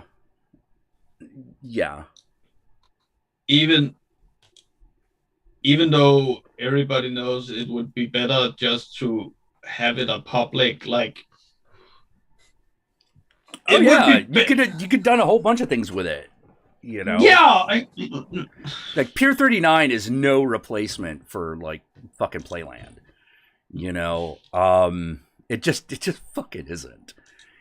And it's as close as we've got. So, meh. Oh, Dianne Feinstein. Fucking Dianne Feinstein. I hate that woman. She's a fucking Republican in Democrats' clothing, 100%. Like absolutely. Like I fucking hate that woman. Like I don't know, like let me put it this way, like one of the problems that I knew we were getting into in the 2016 election is me going, I don't know if you can replace Barack Obama with less offensive Dianne Feinstein. I don't think that's going to cut muster. I don't think that's going to work. Now, the thing is that people did realize, the electorate did realize that she was a better candidate than Trump by quite a lot. Yeah. But thanks to the Electoral College, it didn't count. Do you know Pier 39 is an outdoor shopping mall. Yeah. And it's not even a good one. Like, that's what cheeses me off. Yeah, I heard Dianne Feinstein is going to run again at the age of 105. Oh, yeah, I know. She just needs to retire. I'm also of the opinion that, like, Nancy Pelosi also kind of needs to step down. You know, she may be a good coalition builder, but, like, she's really hard to get excited behind. Really hard to get behind. You know, she's really hard to get behind, especially now, because you're just sort of like, could we stop? Could you stop shooting the progressive arm of the party in the foot? Like, it's gotten so bad. Like, let me put it this way. The thing that I was most amazed at with the Biden administration so far is its departure from the way the Democratic Party had been doing things up to that point. This is a complete departure. Okay. You know, never been, but it reminds me of Stephen King's Joyland. Yeah. There's a bit of a there's a reason. You know, like basically Playland at the Beach used to be San Francisco's Coney Island. It wasn't as big as Coney Island, but it had that same. Coney Island, that is the one you see in nearly all video games, right? Coney Island is basically an amusement park out in like between Jersey and New York City. Oh, okay. You know, like it's your prototypical like American carnival. Okay. It's just every time you make a game in America near a beach, you always have an amusement park. Yeah. That's based on Coney. It's based on Coney Island. That idea. Okay. You know, because these were all made near beaches. I don't know why, but like Coney Island is interesting because it's like pretty much the entire county. It's pretty much the entire area. You know, it's pretty cool. I actually like Coney Island. And San Francisco used to have one. It doesn't anymore. Yeah, Coney Island was the Warriors' turf. Exactly. Yeah, Joseph, you remember. Yeah, Playland was not as big as Coney Island. It never was. You know, but it was something. It was at least the size of like it was about the size of a of a moderate state fair. You know, like not necessarily the California State Fair, but like, you know, places east. You know, it was pretty big. It was big enough. You know, we gotta get back to Coney. I know. You know, it was a setting for that god awful POTO sequel. What's POTO?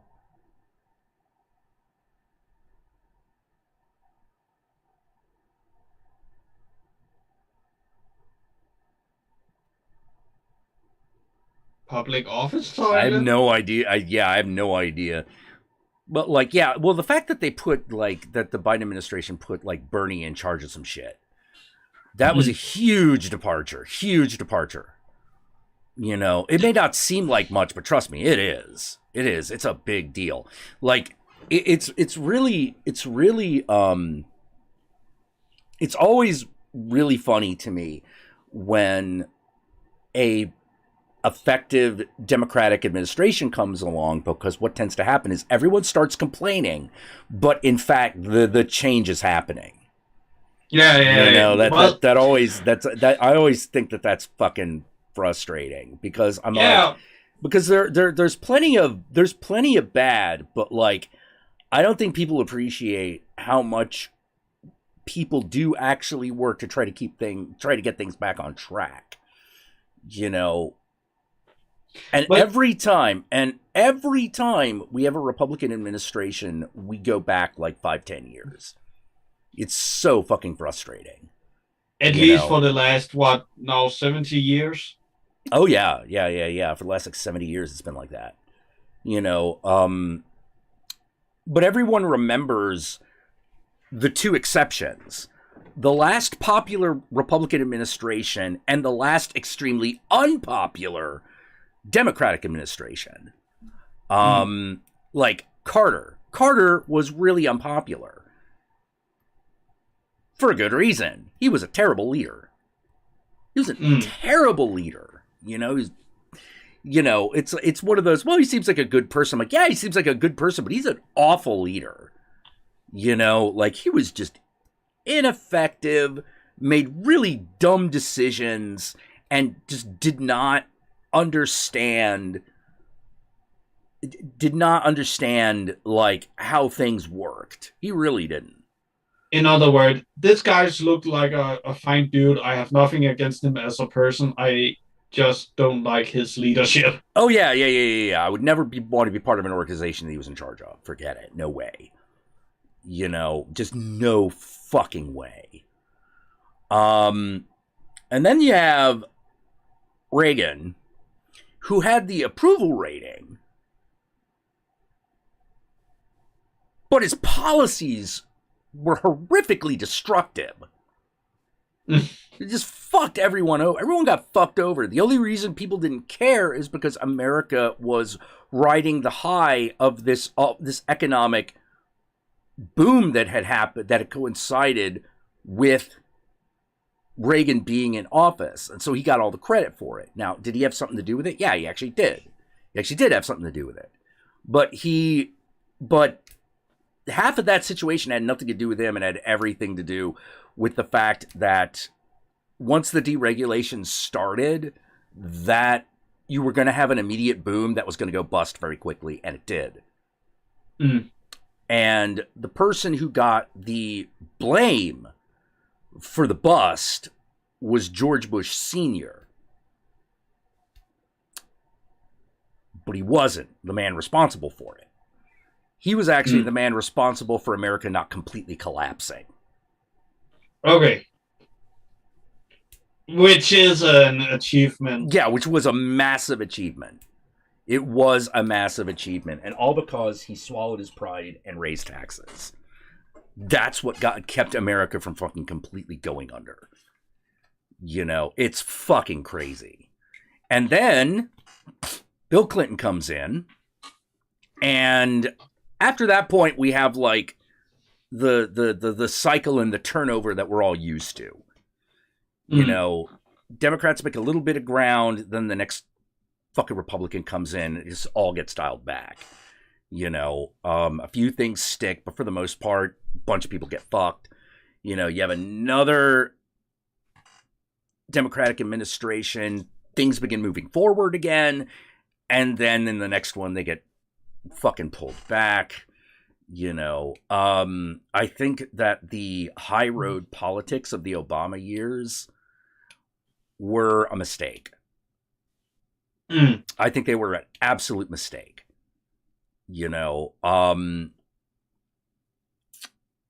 because basically just Trump came in and just fucking destroyed everything. He just fucking wrecked everything. I mean, yeah, he did. Yeah, he fucked over everything. And it's one of those, and I'm pretty sure, and one of the things that I was really fucking jazzed about when Biden took office, like he was not my favored ever, but he was always perfectly acceptable. You know, a lot of people are like, oh, he's Sleepy Joe, oh, he does this, oh, he does that. And I'm like, no. You got to understand something about Joe Biden. A lot of people didn't get, which is he is the one thing that he has got that the Democratic Party desperately needs. And I was really afraid he was going to lose this, and he didn't, which is cowboying it. He's enough of a cowboy that when he fucking slings into town, everyone notices. He's still an old dude who talks real slow and rambles. But when it comes to his political maneuvers, he just draws. He just draws his gun. And that says a lot. it says a lot. It says a lot that he was just like, well, I'm not even really sure that we need the assistance of the Republican Party. Oh, shit. Oh, shit. Really? Oh, Joe. Joe, welcome back. I missed you. Like that fucking first that first term of like the Obama administration, Joe Biden is on fire. You know, like he was on fire because he was put in charge of a lot of aspects of American foreign policy. He did an amazing job. He did a great fucking job. Like, and the thing he was best at was always just rolling into town and basically laying down the law. It's like, we're doing this. He's the sheriff who comes into he's the sheriff who comes to town. It's like, we're doing it this way. Do you understand? Like, he told that to Israel. He said that to Israel. They were like, well, we got a problem with the Palestinians. Oh, no. America is dedicating itself to the two-state solution. You will have to get used to that. And I was like, holy shit. Wait, could he? I didn't know you could do that. You know, like I was like, he can do that? Oh, okay, cool. Why haven't we done that before? Yeah. Like we should have been doing this the whole time. You know? And then like so when he took office and that Joe Biden started to show up again, I was like, oh, thank God. You know, fucking thank God. Now, Joe Biden is Patrick Swayze in Roadhouse. Kind of. There's probably... He's more like Sam Elliott in, like, any of his, like, later roles. You know, like... Like, you have a lot of respect for him. He gets a lot of things done, but he is the old guy.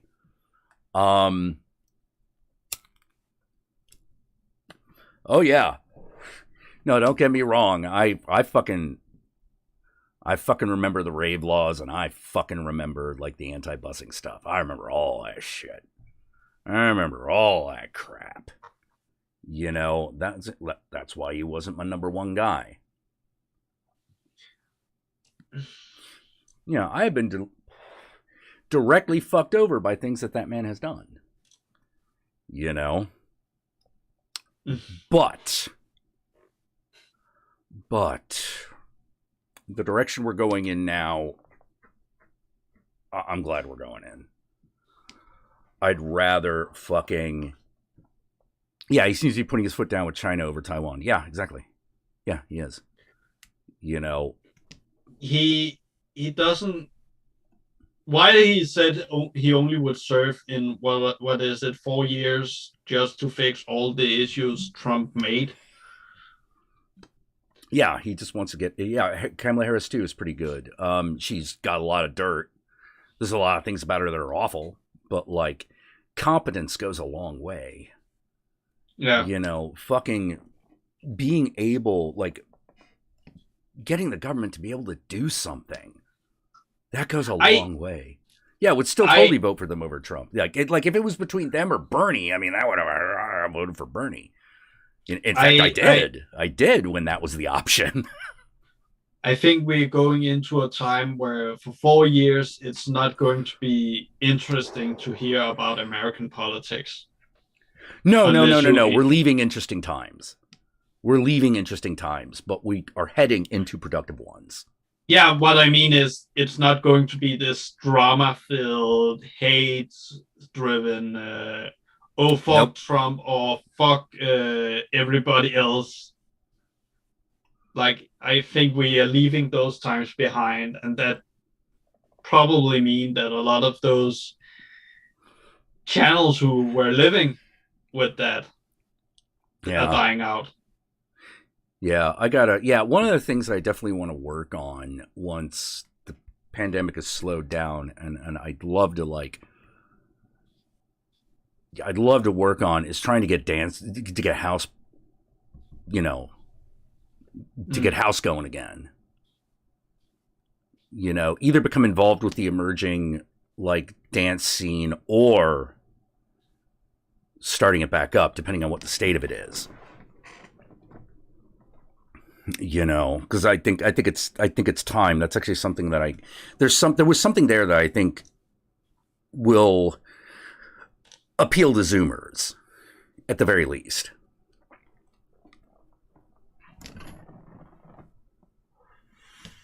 You know, I don't think it wasn't. I think for the millennial generation, it was kind of off, like that they weren't about that life. But I think the Zoomers will be, and I want to be able to catch that wave. You know, because man, it's been like what, fucking 30 years or something. It's been 20. It's been like 20 years. Yeah. Okay. All right. I should probably go for now. But I had a great time hanging out with everybody. I'll probably be back later on in the day. But I'm going to like do some cleanup and didn't work on some stuff that needs to be worked at. I'm glad that a bunch of you just came in just to say hi. I'll probably be back a little later. And until then, remember Ave Satan's Disco Inferno, and Satan loves you very much. Night, everybody. Bye. Yeah, and Thorgrim.